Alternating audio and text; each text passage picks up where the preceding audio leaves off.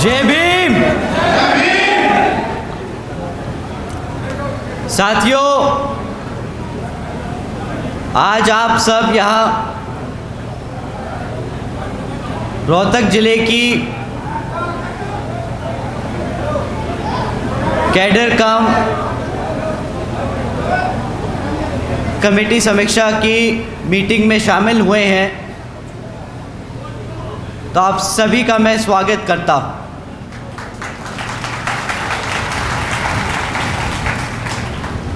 साथ ही साथ आज हमारी महिलाओं की संख्या देखकर, जो इतनी बड़ी तादाद में अपने घरों से निकलकर बसपा का मोर्चा संभालते हुए आगे बढ़ रही हैं, तो आप सभी का भी मैं तहे दिल से शुक्रिया अदा और धन्यवाद करता हूँ। साथ ही साथ आज यहाँ मौजूद हमारे सभी बड़े बुजुर्ग कमेटी मेंबर्स, आप सब जो आज यहाँ मौजूद हुए हैं, आए हैं, तो आप सभी का भी मैं तहे दिल से धन्यवाद करता हूँ। और आप सबको मनोरंजित रखते हुए हमारे बहुजन समाज के टैलेंटेड एंटरटेनर्स, आप सभी ने जो हमारे सभी साथियों का मन बनाए रखा, मिशन मूवमेंट को आगे बढ़ाने के लिए जो गीत गाकर हम सब में आग जगाने का काम रखा, तो आप सभी का भी मैं तहे दिल से धन्यवाद करता हूँ।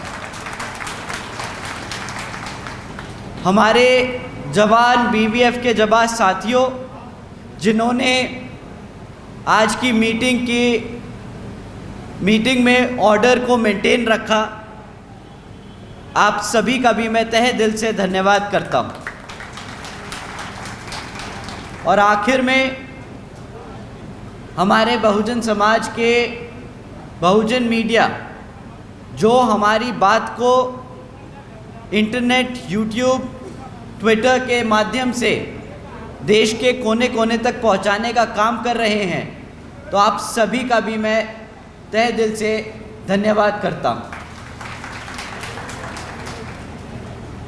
सबसे पहले मैं अपने सभी संतों, गुरुओं, महापुरुषों को, जिसमें खासकर महात्मा ज्योतिबा फूले, छत्रपति शाहूजी महाराज, नारायण गुरु, पेरियार रामास्वामी जी, बाबा साहब डॉक्टर भीमराव अंबेडकर जी एवं मान्यवर साहब श्री काशीराम जी को नमन करता हूँ। मान्यवर साहब श्री काशीराम जी की एकमात्र उत्तराधिकारी हमारी आदरणीय बहन कुमारी मायावती जी को भी नमन करता हूँ।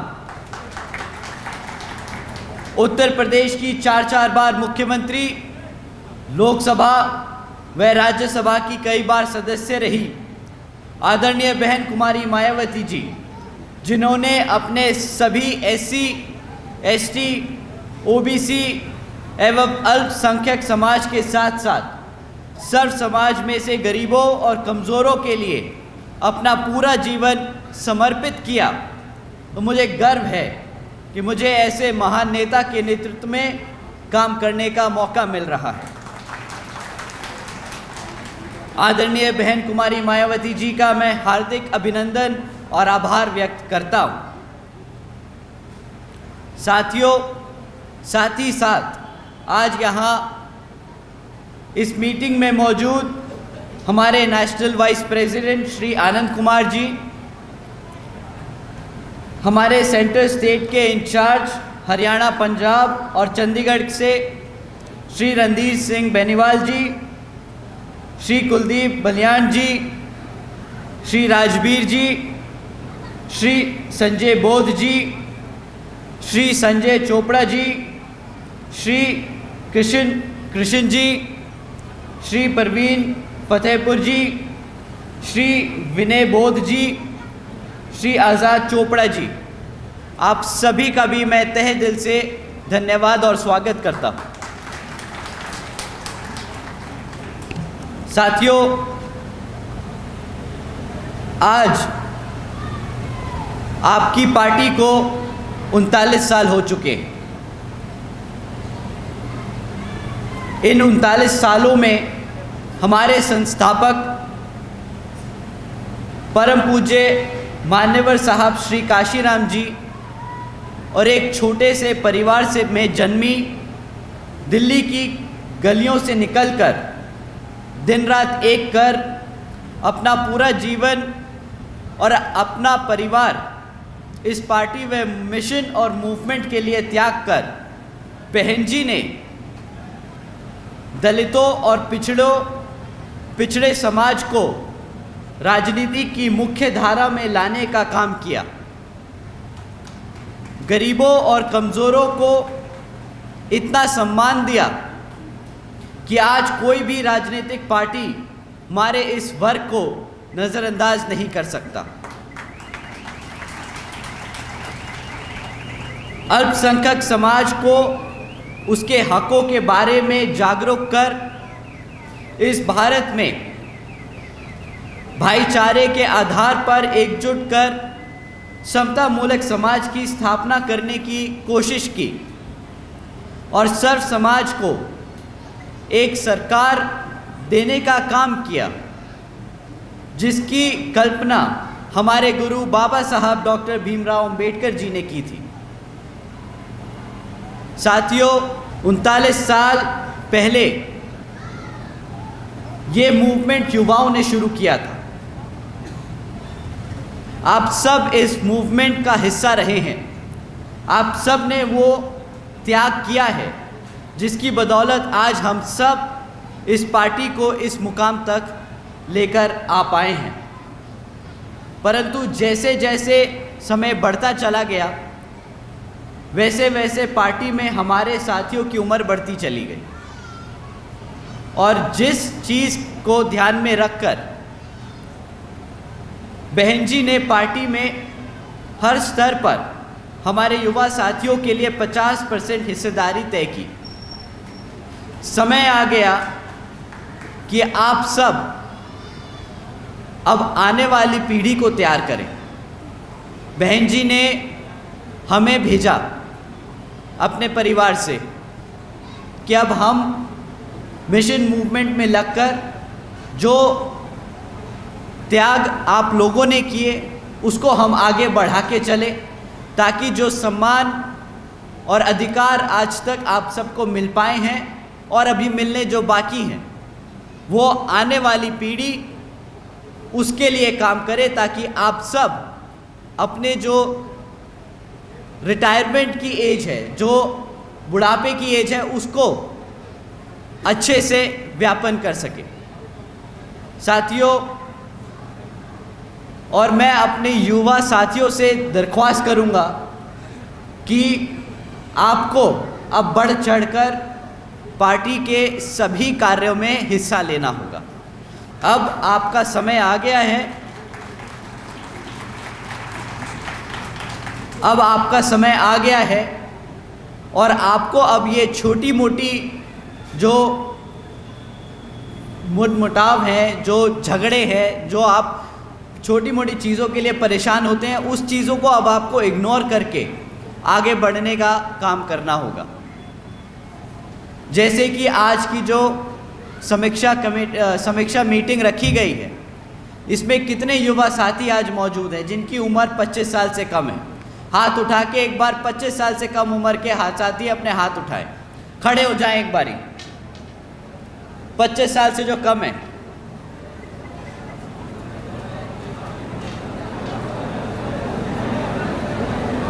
हमारे साथियों की संख्या 10% से कम है। बैठ लीजिए। और कितने साथी हैं जिनके बच्चों की उम्र 25 साल से कम है? हाथ उठाए। एक बार कैमरा घुमा के ज़रा देखिए, पूरा पंडाल, सबके हाथ खड़े हैं। अब जिन्होंने अपने हाथ खड़े करे, दूसरी बारी में आपसे दरख्वास्त है कि अगली कैडर मीटिंग में, अगली समीक्षा कमेटी की मीटिंग में आप सब अपने बच्चों को लेकर आएंगे।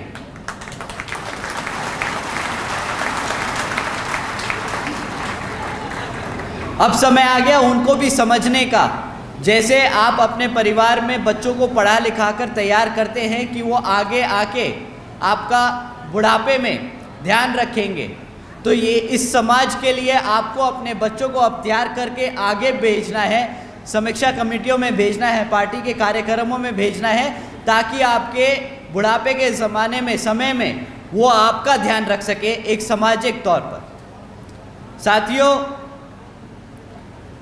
साथ ही में हमें ध्यान रखना होगा कि ये कमेटी की मीटिंग, ये कैडर कैंप इसलिए लिए जा रहे हैं ताकि आप अपने समाज में, अपने मोहल्लों में जाकर पार्टी के कामों को बता सकें।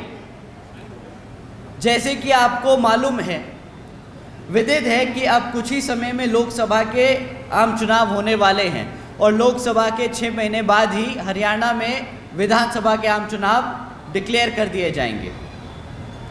और वर्तमान की बीजेपी और जेजेपी की सरकार आपको गुमराह करने के लिए फिर से साम दाम दंड भेद आदि का इस्तेमाल करने के लिए दोबारा से मैदान में उतरेंगी।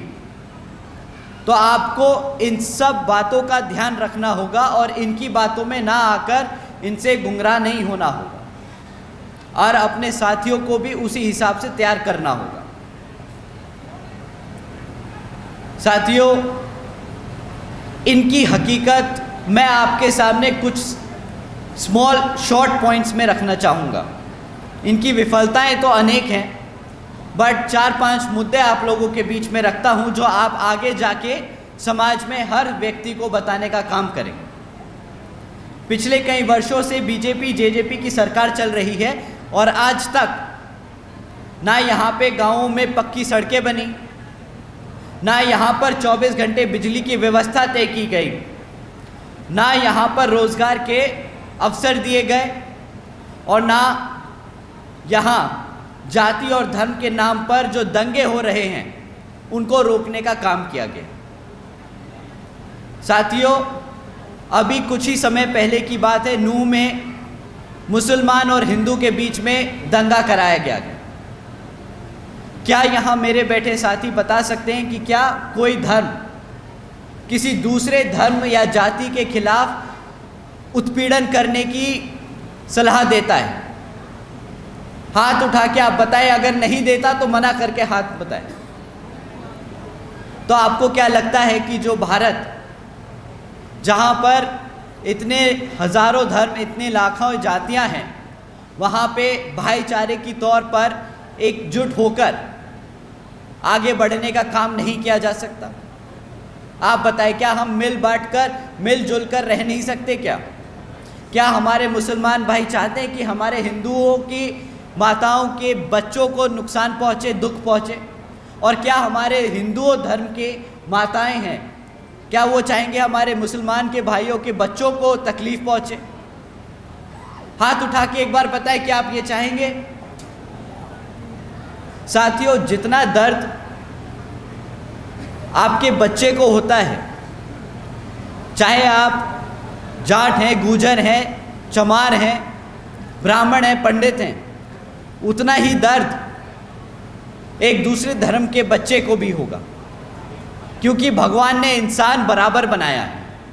ये यहाँ पर आकर मनुवादी सोच रखने वाली जो पार्टियां चल रही हैं, उन्होंने हमें जाति और धर्म के आधार पर बांटने का काम किया ताकि हम सब एकजुट होकर आगे ना बढ़ सकें।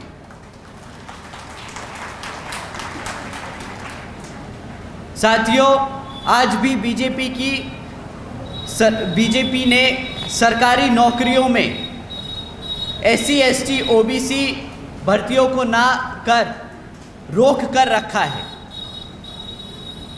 जैसे कि आप जानते हैं कि जो बैकलॉग की जो नौकरियां हैं, आज भी यहाँ पे हरियाणा सरकार में पूरी भरी नहीं की गई, जबकि हरियाणा सरकार में 1,80,000 से ज़्यादा नौकरियां आज भी खाली पड़ी हैं। आज BSP कहती है कि हमारी सरकार बनने पर इस बैकलॉग को सबसे पहले भर दिया जाएगा।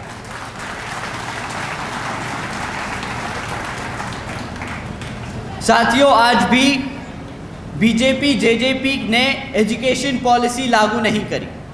कई बारी कमेटी बनाई, कई बारी उस पर चर्चा की, कई बार रिपोर्ट जमा कराई, बट आज तक पॉलिसी लागू नहीं करी। आज बीएसपी कहती है कि जिस तरह पिछड़े बुंदेलखंड क्षेत्र में बाबा साहब doctor Bhimrao Ambedkar medical college और झांसी में मान्यवर Shri Kashiram para medical training college की स्थापना की गई थी, उसी तरह यहाँ पर भी हमारे बच्चों को एजुकेशन में आगे बढ़ने के लिए मेडिकल कॉलेजेस और ट्रेनिंग इंस्टीट्यूट की स्थापना की जाएगी। आज भी जो आशा वर्कर लंबे समय से अपनी मांगों के लिए धरने पर बैठे हुए हैं, जिनको इस बीजेपी जेजेपी सरकार ने नज़रअंदाज कर रखा है, तो आज बीएसपी कहती है कि हरियाणा में सरकार बनने पर हमारे आशा वर्कर्स को की समस्या का उचित समाधान किया जाएगा। साथियों, अगर बीजेपी जेजेपी का यह हाल है तो कांग्रेस कुछ कम नहीं। कांग्रेस आपको गुमराह करती है ये बोलकर कि बीएसपी बीजेपी की बी टीम है, बट साथियों हकीकत ये है कि वो इसलिए ये बोलती है क्योंकि उसके पास खुद इतने सालों में सरकार में रहने के बाद भी कुछ काम बताने को नहीं है कि उसने आपके लिए क्या काम किया। इतने सालों से वो सत्ता में आसीन रहे, परंतु आज भी यहाँ के हमारे एससी एसटी ओबीसी और पिछड़े समाज के लिए एक भी काम नहीं है जो उनके नेता आके आपके बीच में खड़े होकर बोल सके कि हमने हमारे समाज के लिए ये काम किया। साथियों, बीजेपी में उससे भी बुरा हाल है। जब से बीजेपी सरकार में आई है, हमारे अपर कास्ट समाज के लोग भी परेशान हैं, क्योंकि वो खुद बखूबी जानते हैं कि इस सरकार में सिर्फ उनके खास लोगों के काम हो रहे हैं। हमारे अपर कास्ट समाज के गरीब और मजदूर लोग आज भी उसी हाल में हैं जिस हाल में पिछले कई सालों से कांग्रेस की सरकार में रहे। साथियों, आपका काम है समझाना इन लोगों को जो भटके हुए हैं, उनको सही राह दिखाना और बताना कि किस तरह 4 बार की शासन में बहन जी ने सरकार बनाई। अपने 4 बार के शासनकाल में किस तरह उन्होंने गरीबों, मजदूरों, कमज़ोरों के लिए, हर वर्ग के समाज के लोगों के लिए कितने काम किए। साथियों, इन दोनों की सरकार में सिर्फ कुछ ही खास लोगों की तरक्की होते हुए देखी। आज सर्व समाज में इनकी विफलताओं को अगर हम गिनाने बैठें तो समय कम पड़ जाएगा। आज हम बहन जी की सरकार में 4 बार के शासनकाल में जो काम हुए वो आपके सामने रखना चाहते हैं। आज जब बहन जी की सरकार को याद करते हैं लोग, तो उन्हें याद आता है वो समय जब बहन जी ने सावित्रीबाई फूले बालिका शिक्षा योजना के तहत 7 लाख से ज़्यादा बच्चियों को 12वीं तक की शिक्षा प्राप्त करने हेतु 600 करोड़ से ज़्यादा लागत इन बच्चियों को अपने पैरों पर खड़ा कर एक उज्जवल भविष्य देने के लिए खर्ची। उन्हें याद आता है वो समय जब बहन जी ने देश में पहली बार सरकारी कॉलेजेस में स्टूडेंट हॉस्टल्स के अन्य पिछड़े वर्गों के छात्रों के लिए 27% आरक्षण की व्यवस्था तय की। साथियों, उन्हें याद आता है वो समय जब बहन जी ने महामाया गरीब बालिका आशीर्वाद योजना के तहत 3,25,000 बच्चियों को 1 लाख रुपए देने का काम किया। आपको जानकर हैरानी होगी साथियों कि इस योजना के तहत बहन जी ने 3,250 करोड़ रुपए अपनी बच्चियों को देने का काम किया। साथियों, उन्हें बहन जी का वो समय याद आता है जब बहन जी ने सरकारी नौकरियों के साथ साथ सरकारी ठेकों में भी आरक्षण की व्यवस्था लागू की थी। और साथ ही याद करते हैं वो समय कि किस तरह बहन जी ने सरकारी नौकरियों की भर्ती पर लगी रोक को हटाकर बहुजन समाज के साथ साथ सर्व समाज के सभी ज़रूरतमंद लोगों को नौकरियां देने का काम किया। साथियों, हमारे लोग याद करते हैं वो समय जब बहन जी ने प्रदेश के व्यावसायिक technical institutions, engineering colleges, polytechnic एवं इंडस्ट्रियल ट्रेनिंग इंस्टीट्यूट्स में अन्य पिछड़े वर्गों के लिए 27% आरक्षण तय किया। और याद करते हैं वो समय जब बहन जी ने कृषि कार्य जिनमें मिनिमम वेजेस 55 रुपये हुआ करती थी उसे बढ़ाकर 100 रुपये प्रतिदिन का काम करने का काम किया। और अन्य पिछड़े वर्गों के लोगों के लिए क्रीमी लेयर की जो वार्षिक आय थी जो 3 लाख रुपए हुआ करती थी उसे बढ़ाकर 5 लाख रुपए कर दी गई ताकि उन सबको बीपीएल का फ़ायदा मिल सके। साथ ही साथ बहन जी ने गन्ना खरीदी के दाम दुगने कर दिए गए थे। आदरणीय बहन जी ने अपने शासनकाल में 90,000 से ज़्यादा अधिक शिक्षकों को सरकारी नौकरी दी, 1 लाख से अधिक सफाई कर्मचारियों को भर्ती किया और 2 लाख से अधिक जवानों को पुलिस फोर्स में भर्ती किया ताकि हमारे लोगों को अपना प्रदेश छोड़कर अपनों से दूर रहने की ज़रूरत ना पड़े अपना पेट पालने के लिए। साथियों, जब भी कोई सरकार आती है वो सबसे पहले अपने समाज, अपने खासों को नौकरी देती है, परंतु बहन जी ने ये अपने 4 बार के शासनकाल में इस नीति को दूर रखते हुए सर्व समाज में से ज़रूरतमंदों को सबसे पहले नौकरी देने का काम किया। तो साथियों, हमें बाबा साहब के दिखाए रास्तों पर चलकर, मान्यवर साहब के बताए तरीकों का इस्तेमाल कर और अपनी बहन जी के बेबाक अंदाज को अपने दिल और दिमाग से अपनाना होगा ताकि हम आने वाले लोकसभा और विधानसभा आम चुनाव में इस जातिवादी और मनुवादी सोच रखने वाली सरकार को मुंह तोड़ जवाब दे सके और अपने हाथी को चंडीगढ़ में भेजकर यहां हरियाणा में अपनी सरकार स्थापित कर सके। साथियों, अंत में यहाँ सभी मौजूद हमारी माताएं बहनें जो आज अपने घर का कामकाज छोड़कर यहाँ हमें अपना कीमती समय देकर हमारी बातों को सुनने आए, तो आप सभी का मैं तहे दिल से दोबारा से धन्यवाद करता हूँ।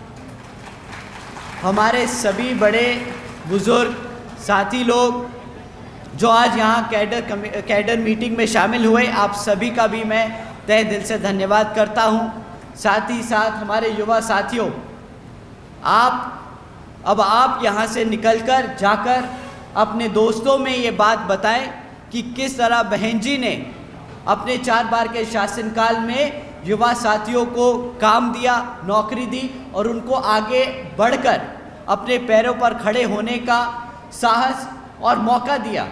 उसी तरह उन्हें जोड़ें और आने वाली आगे की कैडर मीटिंग में उन सब को लेकर आएँ ताकि आपके साथ साथ उनको भी हम पार्टी के कैडरों में, कमेटियों में उनका स्वागत करें, उन्हें जिम्मेदारी दें और आगे मूवमेंट को और मिशन को आगे बढ़ाने का काम करें। तो साथियों, आप सभी से इतने पेशेंटली आप लोग हम सबको सुनते रहे, उसके लिए मैं आप सभी का तहे दिल से धन्यवाद करता हूँ। जय भीम, जय भारत, जय बहन जी।